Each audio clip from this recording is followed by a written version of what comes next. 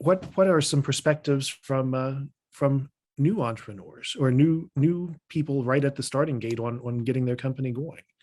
And we're really fortunate to have Kyle Gillis as our moderator for this section. Kyle is the CEO of Iconic Air, and that is a Morgantown-based startup that's developed a new emissions monitoring and reporting software technology that's being used in the oil and gas industry. And it also has national defense applications. Gillis and co-founder James Carnes were recently recognized with the prestigious Forbes 30 Under 30 designation in the critical energy category. Kyle, pleasure to have you here. Looking forward to your section. Thanks, Rich. Pleasure to be here.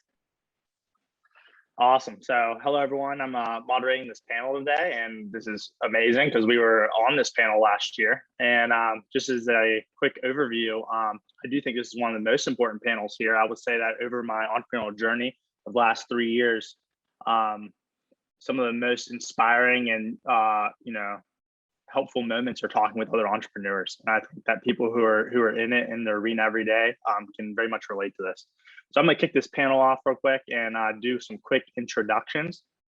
On this panel today, if you guys want to start up your video, we have Anna Cummings, Luke Yingling, Zachary Swartz, and Ryan Snyder.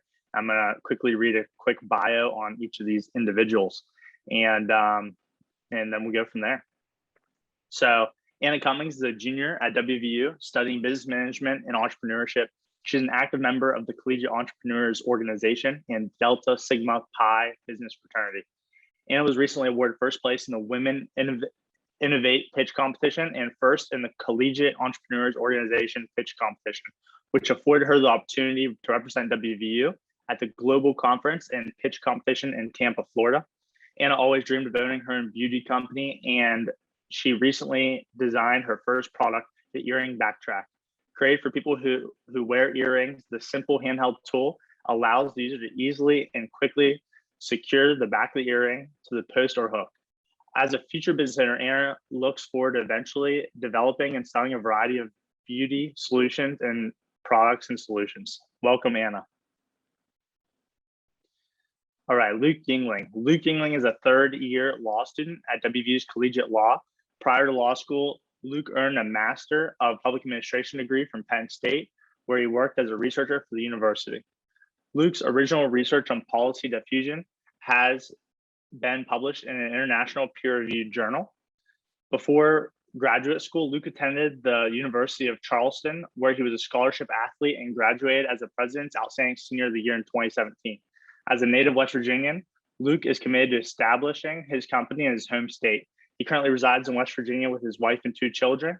Luke will graduate from law school this winter and will run Analytic Legalis full-time as his primary occupation. Luke, feel free to correct me if I butchered that name. My apologies. Zach Swartz is the co-founder, along with his partner, Mackenzie Halliday, of Joe to Go, a portable coffee business. Zach is a sophomore at WVU, majoring in accounting with minors in statistics, biology. His partner, Mackenzie, received her undergraduate degree from WVU and is now a first-year law student at University of Akron. With the Joe to Go product, all a consumer has to do is mix it with water or milk, and you have a high-quality coffee in a matter of seconds, complete with a foamy head. Welcome, Zach. All right, finally, we got Ryan Snyder. Ryan Snyder is a third-generation resident of his family farm located in Martinsburg, West Virginia. While at WVU, he met his business partner, Madison, and they decided to open a meat processing plant near his hometown. While there's still much work needed to be done, they plan to open the first USDA inspection meat processing facility in the Eastern Panhandle of West Virginia, opening up more avenues for area farmers to sell meat products. They also intend to work on direct consumer sales as well as wholesale and institutional sales. All right, hello everybody and welcome to the panel. I believe it's hard for me to see here, but I think we have everyone on. Is that correct? It looks correct. All right, so let's get this baby started. That is the roughest thing I might do all month is these long reads. Not used to doing that. But let's get this kicked off. And Zach, let's go to you for the first question. Did you always know you wanted to be an entrepreneur? And if so, or if not, where did you get the big idea from? I'll throw it over to you. Sure. I always knew I wanted to be an entrepreneur from a young age. Starting off, I had like an ideas notebook given to me by my parents, so like those types of thoughts were always encouraged. But what really jump started like the entrepreneurial side for me was Joe to Go, because it was really like the first step into being like, oh, okay, like I can actually run a business. We can start a business and all those steps that followed along with it. And we kind of came up with that concept through just sitting around during quarantine, making different types of coffee and looking at different types of trends and things like that. So it was really Joe to Go that helped us, but I kind of always knew I wanted to be an entrepreneur. Fantastic. I'm always personally curious. How did you land on the name? Was it a Google search? Was it just discussion amongst yourselves? It seems obvious, oh, Joe to Go, but I'm always interested in the backstory. It was more of a discussion. Like we had a page of like 50 or 60 different names, and like none of them felt right or were fitting. And so after like a week or two, it just like hit one of us. I forget which one, but we just were like Joe to Go. It kind of makes sense. So that's what we rolled with. Punchy and it hits right. Fantastic. Awesome. Thanks, Zach. Let's pop on over to Ryan real quick. Ryan, as a new entrepreneur trying to move your business forward, I'm sure you have a million questions. We still have a million questions this day at our company. Where do you turn to for help and advice to get you comfortable with these topics? Yeah, a million questions for sure. The entrepreneurship process was pretty new to both Madison and I, so we had a ton of questions. We kind of started with our idea. We reached out to some of our professors at WVU because they have some kind of ag economics and industry experience there, and asked like, hey, this is our idea. Do you think it's even decent? And they're like, yeah, absolutely. That's a great idea. And then they said, you need to go to the launch lab. I was like, okay. So we went down to the launch lab, and the folks there were super helpful. They really helped us kind of rein in our idea and get a look at some of the inner workings, the in and outs and stuff like that. And then through them, we got hooked up with 3 Steps to Startup, and the folks there were just absolutely amazing in helping us out, asking us the hard questions, the questions that we didn't even think of, getting us to think about kind of the inner workings and the guts and the bones of this thing. And then for us, a lot of the nitty gritty, the meat processing side of things, we've turned to some industry experts. We've asked questions of people that are actually processing, animals in USDA inspected facilities. It sounds cheesy, but we've joined some Facebook groups and got some wonderful ideas there, especially ideas on how to get those startup costs low, because we're not the only people across the country with this idea, and there's a lot of people that are looking to start USDA inspected facilities in their areas, especially across the Midwest and even kind of in the Pacific Coast area. So a lot of folks like that are asking a lot of the same questions that we have, so we're able to get some good information and help from industry experts in that kind of forum style setting as well. It's been nice. Love it, Ryan. And what I'm hearing you say is same for our story, right? There's this West Virginia pipeline forming from launch lab to funding, and it can help get us all off the ground. I'm curious, all these Facebook groups, are these startup Facebook groups, or these like specific Facebook groups for your industry that are just other people who are in the weeds and know the topic? Like, what type of Facebook groups are these? It's a little bit of both. Some of the ones, I made sure to join, groups specific to, startups and ventures in meat processing. I joined a group specifically on do-it-yourself meat processing just to see if there's some ideas. I mean, a lot of the folks in that group are like at home, window unit, air conditioner in the shed type of deal. But there's folks in that group too that work in custom butcher shops, and they're looking to make that jump to USDA inspection, and and that gives me a really good, we get a really good insight from something like that to look at, what are these guys doing? They already have in existence and works at a smaller level of inspection. What minimal things do they have to change to make that jump to a federal level of inspection and get their products across state lines and across the country? Which I tried to make sure, we've joined a good mix of different groups so that we can get some input from people at all different levels of this thing. Yeah, I love it, man. That's awesome. It sounds like you're really in the weeds and joining those groups and talking with people in your community, and that's awesome. Cool. Let's go over to Anna. Anna, from my understanding, you've won several recent pitch competitions. Would love to hear the lessons you've learned through these experiences or advice that you might have for people who are about to go in and participate in these competitions as well. Yeah, so I would say the biggest lesson that I've learned through this whole thing was that you never know what could happen. So take the risk. I have met other contestants that have connected me with people who can help me with my product, different people that have, expertise in different areas. And so, just take that risk, even if you're a little bit nervous, do it because you don't know what could come out of it. And with that being said about meeting other contestants, your competition is a very supportive group of people, and everyone wants to help everybody. We're all entrepreneurs. We all want to help each other and see each other succeed. So everyone's very approachable and very supportive. So I would say just use those resources.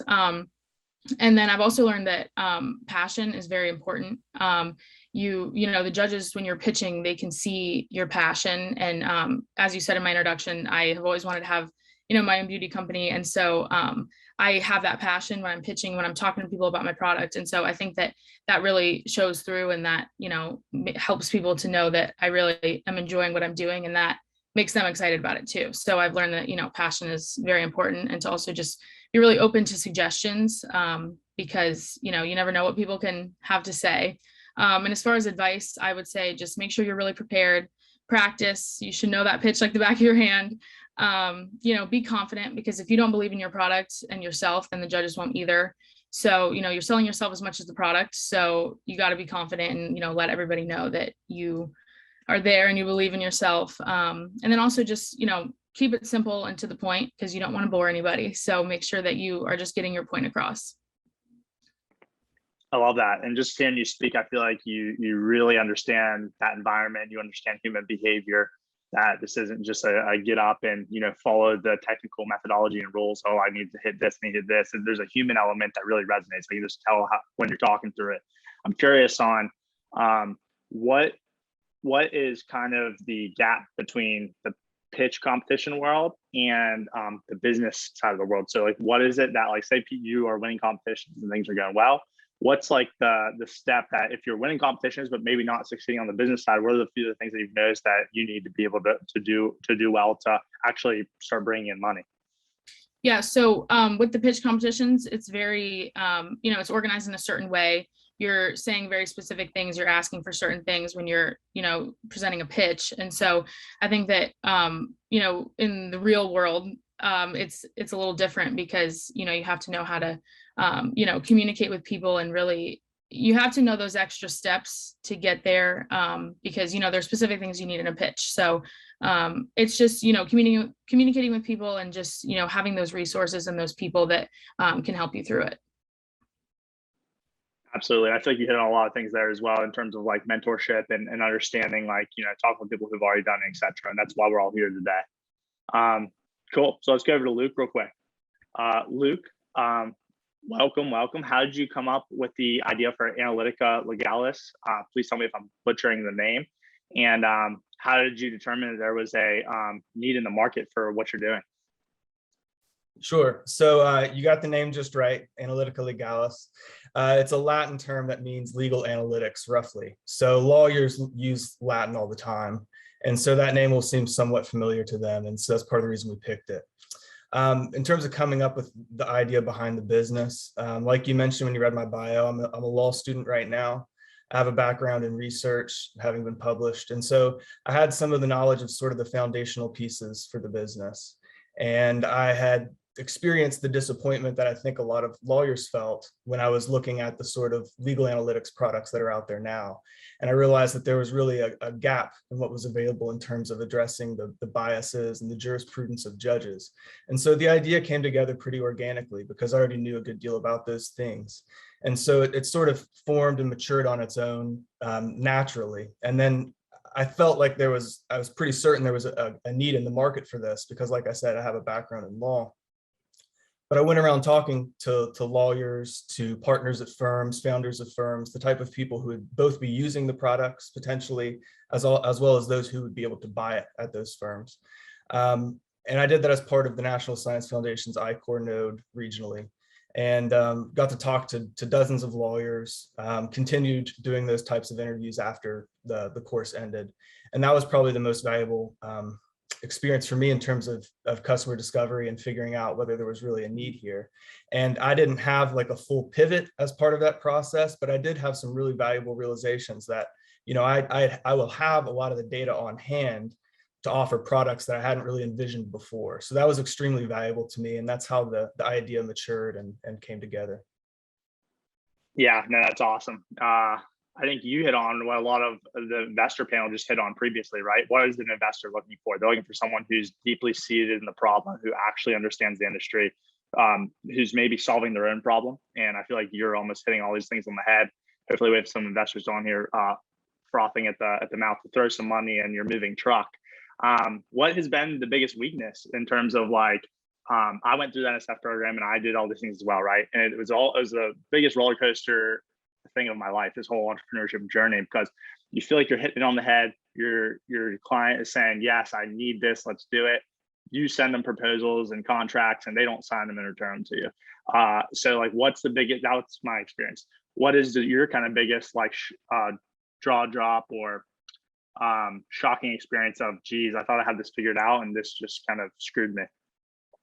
So I think part of the difficulty with doing the I-Corps node, you know, one of the greatest strengths of it is you spend all this time interviewing people and you're asking them open-ended questions.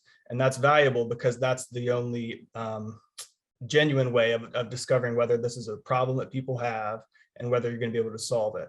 But because you can't solicit that type of information that you need to validate your idea directly, it's a little bit hard. Some of the interviews are kind of, you're not certain the direction it's going. They're not certain either. They're not really certain what you're looking for, and you're not able to tell them what you're looking for. So that's kind of difficult, but that's the right way to do it. That's the way to do it that's consistent with, you know, the scientific method of customer discovery. So that's kind of hard, but that's the right way to do it, definitely. Cool, man. Well, it sounds like you're well on your way. Let's stay on kind of this topic. Ryan, let's come back to you. Have you gone down one path with your business concept only to be redirected by the market, potential customers or advisors? AKA, I'll dare to throw the buzzword out there. Have you pivoted? Yeah, absolutely. Actually, 100%. In its infancy, the idea of Mountain Country Farms was not a meat processing facility at all. It was actually a medium-scale commercial kitchen that was going to do light fruit and vegetable processing for school systems. We were going to make applesauce, French fries, and bag salad mix. That was our idea, and we actually got the opportunity. We went to a conference hosted by the USDA in Washington D.C. Just before COVID, and we were really plugging this idea to some folks in different agencies of the USDA, and they're like, "Yeah, hey, this is pretty good. Like you're onto something. This is a great idea. Really dig into it in your hometown, see what it's about." And we did, and the more we got to digging, we're like, "Hey, wait a minute. There's somebody in here that's got a $3 million hold on the school system in the fresh fruits and vegetable market. Like we're not in the business to take business away from other farmers in the area. Let's find something else. Let's see what we can do instead." And that's where meat processing came from. And even then, in meat processing, we've sent out surveys to some potential customers and talked with some farmers in the area here, and we've moved away a little bit, and especially at the advice of some advisors, we've moved away from attacking the school system so early on in our growth plan, because the school system is a little more difficult to deal with at times in the way that their purchasing structures and stuff work, and they are a government entity at the end of the day. You know, they don't have a lot of money to pay the premiums that our products are worth in that local sense. So yeah, we want to involve the school system still, but we're not going to attack that in year 3. Maybe that'll be a year 10 thing once we get some debt and stuff paid off, and we can afford to hurt the bottom line a little bit and make that difference in the community. And another thing, real quick, we weren't interested in processing poultry at all. Poultry was not something. I don't like birds. I'll be the first to tell you, birds are obnoxious. I can't stand it. But in some of our customer surveys that we've had sent out, there's a huge need for a USDA poultry processor around here. So I'm going to learn how to get over myself a little bit, and we're going to learn to process some birds, and we're going to do some work with poultry. But but yeah, absolutely.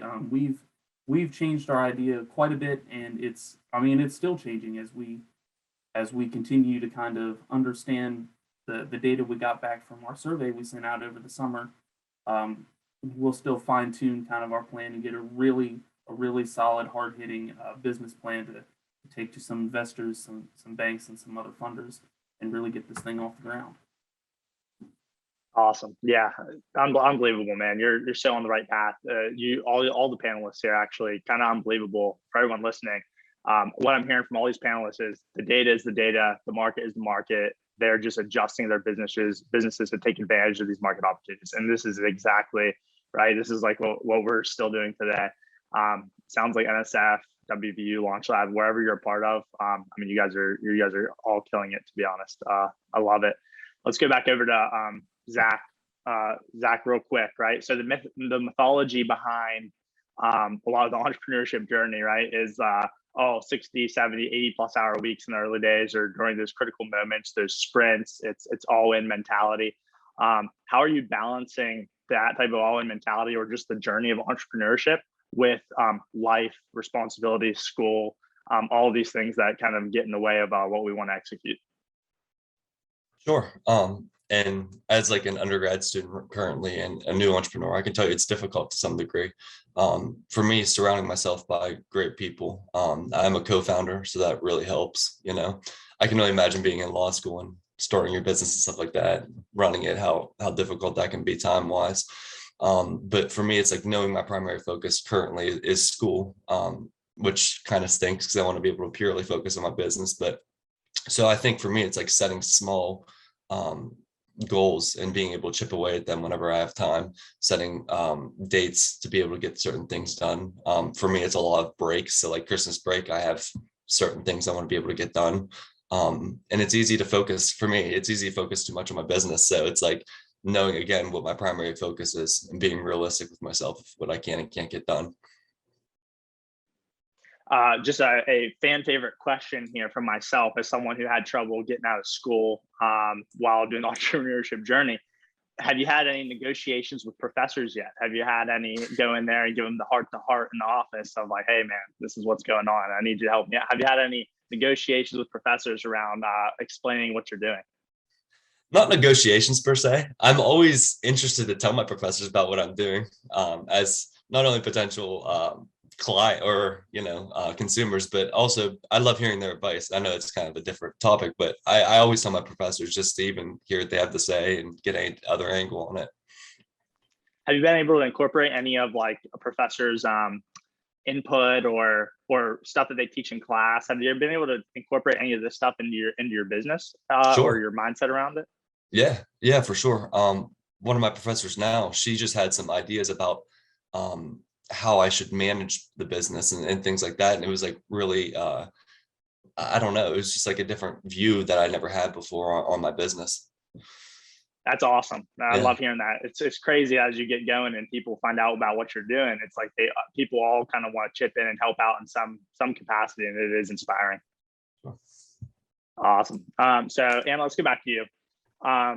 So have you taken advantage of WVU's network of assistance providers, assistance offered through programs? Okay, I see what's going. So like you won some of these competitions, and I'm interested in hearing kind of like in a more practical level, like what all have you taken advantage of? Have you done NSF program, like competitions? What else have you taken advantage of? Grants? Feel free to name drop Launch Lab and everyone else here. I'm sure would be loving it. Yeah, absolutely. So I have some amazing mentors from the Launch Lab, Carrie White and Ann Jones. They have been so supportive and have encouraged me in every way possible to make this happen. So I met them, and then they introduced me to the Launch Lab. So I have worked a lot in the Launch Lab with people that work there. It's been amazing to work with them. So I've worked closely with some of the prototype engineers that are working in the Launch Lab, and they helped me create my first prototype for my product. So I've been working with them, with designs and all that kind of stuff. I've also been connected to a patent attorney and the patent librarian that works at WVU. So I was able to do some name searches and, find out if anybody else has patent for my product, so I can work on the process of getting a patent and all that stuff. And the support that I've had from WVU and the Launch Lab and all these different areas really has enabled me to continue, moving toward my goal of getting my product on the market and just be successful in competitions and just learn a lot. No, that's fantastic. Are there other opportunities that you're finding along the way here? So, for example, as you go through Launch Lab, go through these things, are you finding opportunities for either grant funding, or are you having any good traction with potentially pitching investors? Yeah, so with a couple of the competitions that I did, those were introduced to me through the Launch Lab and my mentors and all that stuff. And so I've definitely been introduced to a bunch of different things. I did end up winning some money in the Women Innovate pitch competition a few weeks ago. So that was awesome to, get me started with my my business and get going on, making more prototypes and other things like that. No, fantastic. Do you think you're going to go after investor funds as well? Like, do you want to raise money at some point? Absolutely. I would love to at some point. Awesome. Well, for everyone on that investor panel, I think you have a winner coming down the pike here. So I'd take all their names down. Let's go over to Luke real quick. Luke, I think this is a good question to bring us home on. And, if we have time, we can kind of go to the others to talk about this, because I think it's an important topic for young entrepreneurs, especially in West Virginia. Didn't grow up in the Silicon Valley, didn't grow up in Chicago or another place that's a big startup hub. Therefore, personally, myself, I didn't feel as comfortable with the idea of raising money or taking money from other individuals. But their mentality in these other areas are completely different. So I want to get your guys' mentality on this as well. So Luke, I'll start with you. Where and how did you get your first investment? And then second, did you find it difficult asking for money, or were you more familiar with the process? So I knew that I wanted to look for somebody local because I wanted them to be accessible. And I wanted to find somebody who had practiced as a lawyer. That was important to me because I wanted somebody with some subject matter expertise. And I also wanted to find somebody with some practical business experience, because I wanted them to be able to mentor me and advise me on those types of things as well, because I don't have a business background originally. So I went about finding somebody who kind of fit that description. I was able to find somebody locally who had practiced as a litigator, went on to found a startup, made it extremely successful. And so they checked all the boxes. And instead of going to them with a firm formal pitch, I decided I'm just going to have a conversation with them, introduce them to the idea, and then if they like it, they can, make that offer themselves. But I didn't want to make it forced. And that made it easier for me to sort of discuss all those things, be open about it, and allow them to come to me if they wanted to. And so that was a good way to get started in terms of looking for money. And as it turned out, the first person I spoke to was interested in investing. A piece of advice that I'll offer about that is, a lot of the people on the call are students, as am I. And so you've got a lot of runway to work with right now between now and the time you graduate, and you need to start drawing some kind of income from the company. And so one of the advantages to that is you can afford to turn down your first investment offer and wait to create some leverage and ask for something more. And so I had my first investment offer with that first meeting. He offered to give me up to $100,000. And I said, no, let's come back to the idea in a few months. And I hired a programmer, developed the idea, came up with a real proof of concept. And then I went back and negotiated a deal for $300,000 at a lower percentage of equity. So that's an advantage that students have that most other people really don't. And so I would take full advantage of that. And another piece of advice that I'll give about that in terms of raising money is, if you're negotiating that first deal, you might consider asking them to make a loan to the company or some other kind of arrangement to pay for legal costs, because it is very expensive to do these contract negotiations, and they can drag out over the course of months. What I always tell people is that we're going at the speed of billable hours at this point, because it takes a lot of time to put together a solid contract, and lawyers know it. So that's another piece of advice that I think is valuable. If you can get your investor to make the financial services that are part of the negotiations come as part of the investment, that's also something really valuable. But just to answer the question again really briefly, I think going about it, trying to do it in sort of like a I'm trying to flesh out this idea. Can you help me do that? And see if they offer you an investment. That's a great way to get started and to sort of build up a comfort level with talking about money and what the business might need. Yeah, very good, man. You're crushing it. So it's almost like, and tell me this is wrong, but it's almost like it's how do you continue to hold your cards and hold leverage, right? So at the end of the day, you're saying, you don't want to, it's like dating, right? You don't want to seem needy, right? You want people to kind of come to you and recognize you as, for who you are or whatever. And then they're doing that and you kind of hold more at the table. Are you looking to raise more money down the road? Yes, we're looking to raise another 900,000. That'll be mostly to bring in some salespeople. We've been doing some pitches. We might have a couple more coming up soon. So now we're into the more formal kind of, pitching the idea, but I've developed a greater comfort with it, asking for money in a more formal way because of those earlier experiences. Being able to bring in 2 partners really early on through that sort of informal process was really valuable. And so that's going to help us going forward. Awesome. Who taught you that? Where did you learn that from? Did you just intuitively know it because you just recognize how that works, or were you or did someone kind of mentor you through that process of saying that? Like, I personally don't think I would have, a few years ago had realized that earlier in the entrepreneurial journey. It was an intuitive thing. And again, part of it was because I knew what I was looking for in those first 1 or 2 partners. I wanted somebody who was really accessible, somebody who was local. And so since I knew who I was targeting, I wanted to go see if there was actually a relationship that could mature there, somebody I really wanted to spend hours and hours and hours every week talking to. So that was part of the reason it unfolded that way.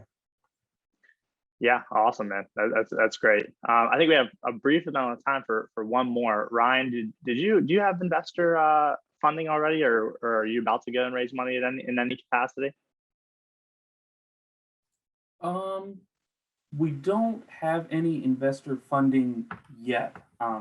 There is a group of people that we met through the Collegiate Business Plan Contest after the fact that we are working with, and I'll admit that we haven't.